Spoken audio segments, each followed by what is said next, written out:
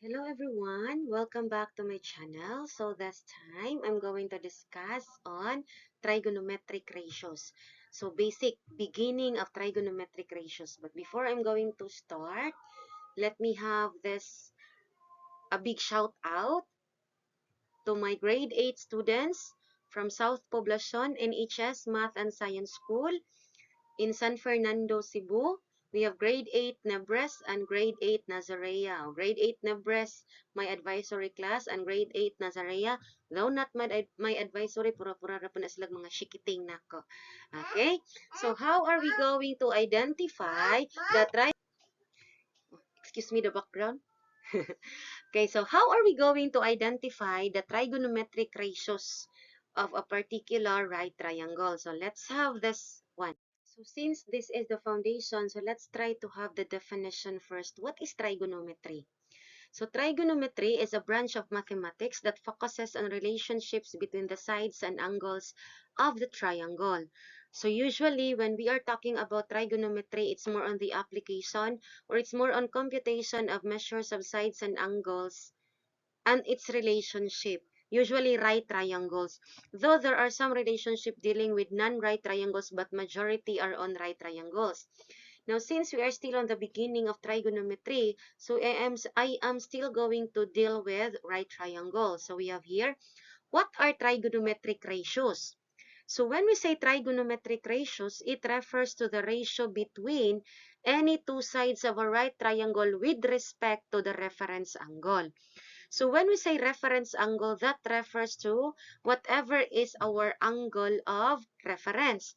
So we have here from the illustration, triangle ACB. So from triangle ACB, here, we can formulate 6 trigonometric ratios. But before the 6 trigonometric ratios, let us try to identify first the parts aning right triangle. So starting with this one. The theta is our reference angle. By the way, in a right triangle, we can have, or there are two different reference angle that can be used, but it should be used one by one, not dungan or not together. So we have the theta here in angle B is our reference angle. But if the theta is written here in angle A, meaning angle A is our reference angle. So next is identify the sides of the right triangle, starting with the opposite side. Now, why did we say it's the opposite side? It's the side opposite the reference angle. Next is the adjacent side. It's the side that is adjacent or tapat the reference angle. And of course, we have the hypotenuse. Hypotenuse is always the longest side of the right triangle, or it is the angle opposite the right angle. Next is we have sine theta is equal to, so we are now on the 6 trigonometric ratios. Sine theta is equal to opposite over hypotenuse. So opposite side over the hypotenuse. Next is we have the cosine theta is adjacent over the hypotenuse. Next function or next ratio is the tangent theta, opposite over the adjacent. The cotangent theta, adjacent over opposite. Secant theta, hypotenuse over adjacent. And cosecant theta, hypotenuse over opposite. Now, I want you to observe the highlighted letters or the first letters of each term there. So, I highlighted it with red. Sine theta, opposite over hypotenuse. So, sine, opposite, hypotenuse. So, we have it the shorter way. So, for cosine, ka, tangent, towa. So, I usually tell my students, or just remember SOHCAHTOA. So, in that case, you will be able to remember the formula in identifying the value or finding the value of the three main ratios. So, why did I say sine, cosine, and tangent are the three main ratios? It's because observe the functions or the ratios opposite them. Sine theta and cosecant theta are considered reciprocal ratios. Observe, sine is opposite over hypotenuse, cosecant is hypotenuse over opposite. So, opposite or reciprocal function sila. Cosine theta and secant theta, so cosine is adjacent over hypotenuse, secant is hypotenuse over adjacent. And we have tangent opposite over adjacent, that makes cotangent adjacent over the opposite. So those, for the three reciprocals, that is also cow, siya, shu. So to make it something like easy to remember, I usually tell them, okay, remember the sokatowa, cow, siya, kuy. So for sine, ka for cosine, and toa for tangent.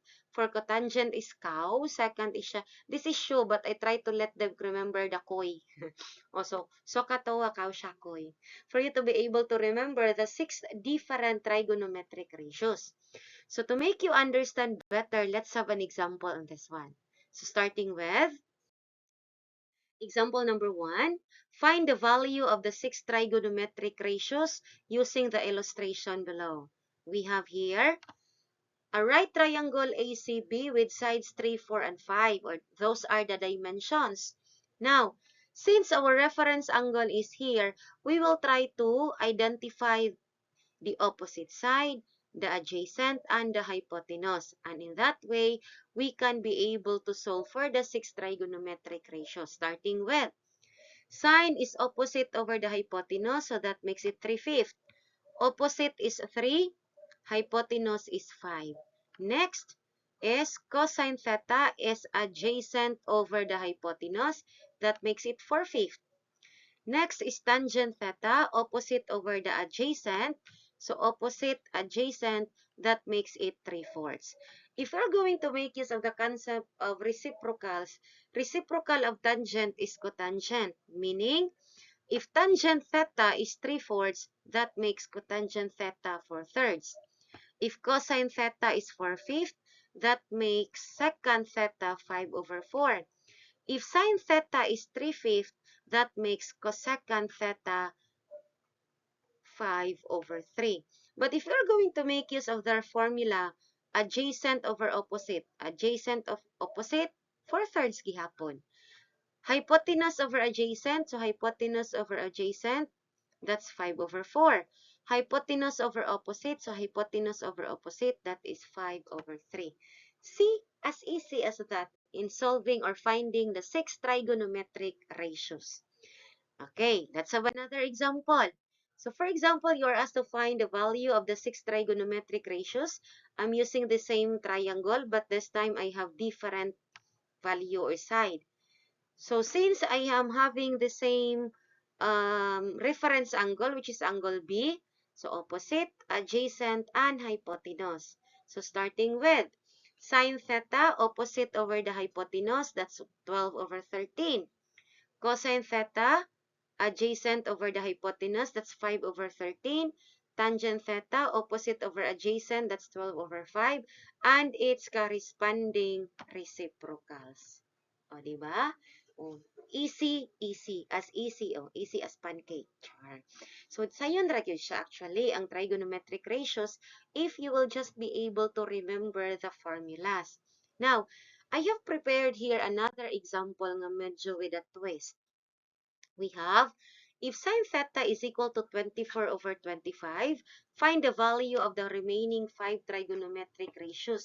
Meaning, ani niya, with this kind of example, you are the one to create the triangle. Oh. And then, from the given, sine theta is equal to 24/25. Let us remember that the formula for sine theta is opposite over the hypotenuse. From our right triangle here, with angle B still as our reference angle, our opposite side is this one. Our adjacent side is this one. And our hypotenuse is that one. Now, next is we will try to label this one. So, opposite is 24, meaning opposite side is 24. Hypotenuse is 25, meaning hypotenuse is 25. But the question is, what is the length of the adjacent side? So it is in this part that we are going to make use of the concept of Pythagorean theorem, which is represented by the formula c squared is equal to a squared plus b squared. So substitute. So by the way, the values a and b could be interchanged. So ikaw na bahala pili. You are the one, or you are free to choose either of the legs. Asa din ha imong i-represent ni A, asa din ha imong ni B. But you just have to make sure that only the value of C is intact, siya always, which is, the value of C is the hypotenuse. Si Sira ang dili pwede ilisan, or we cannot replace C with either A or B. Si A or B pwede magka-interchange, pero si C, intact siya as the length of the hypotenuse. So by substitution, since the value of C is 25 and the value of B is 24, then we are going to solve for A. So 25, or we try to substitute, 25 squared is equal to A squared plus 24 squared. And since 25 squared is 625 and 24 squared is 576, 25 squared meaning 25 times 25. 24 squared meaning 24 times 24. So solving for A squared, that would be A squared is equal to 625. We try to transpose 526, that makes it negative. And 625 minus 576 is 49. And what is the square root of 49? That is 7. Meaning, Anania, 7 is the length or the measure of our adjacent side. Now that all the sides are complete, we can now solve for the remaining 5 trigonometric ratios. And that is cosecant theta. Mag-start. Now, why did I start with cosecant theta? Of all the 5 answers, ang pinaka-sure nimo is ang reciprocal sa given.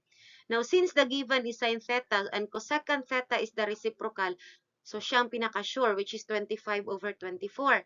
Next is we have the cosine theta. Cosine is adjacent over hypotenuse. That makes it 7 over 25. Tangent theta is opposite over the adjacent. That makes it 24 over 7. Cotangent theta is adjacent over the opposite or the reciprocal of tangent. That makes it 7 over 24. And lastly, the secant theta is hypotenuse over the adjacent or the reciprocal of cosine theta. That makes it 25 over 7. So I hope everything is clear. Now, please watch for the next video. I'll be giving examples on trigonometric ratios with a twist. So, level up ang iyahang difficulty. Thank you. I hope you learned something from my video today. Thank you for watching. Bye-bye. See you in the next video.